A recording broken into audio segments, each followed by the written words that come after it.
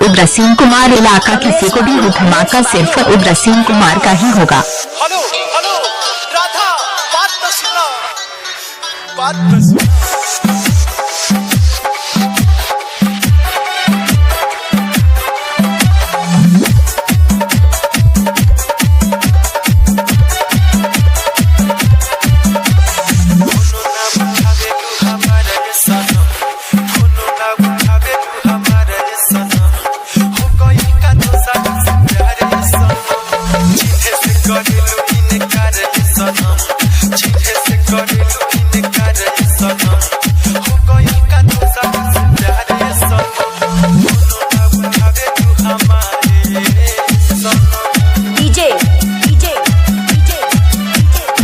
उग्र सिंह कुमार इलाका किसी को भी हो धमाका सिर्फ उग्र सिंह कुमार का ही होगा।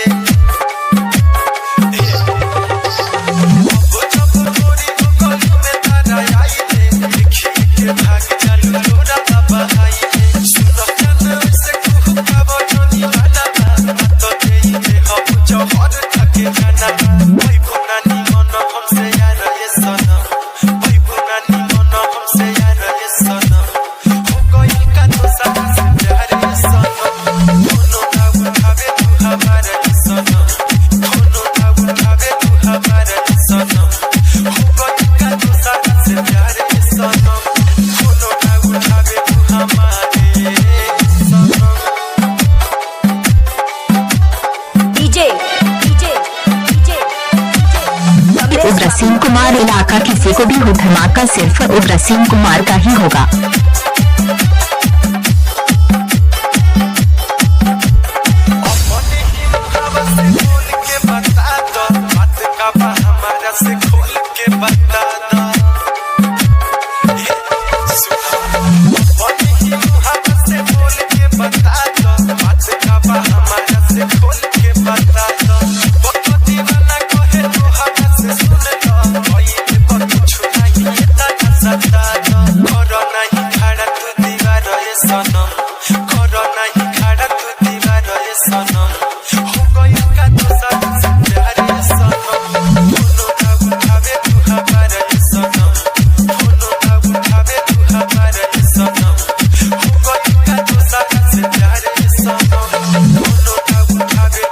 उग्र सिंह कुमार इलाका किसी को भी हो धमाका सिर्फ उग्र सिंह कुमार का ही होगा।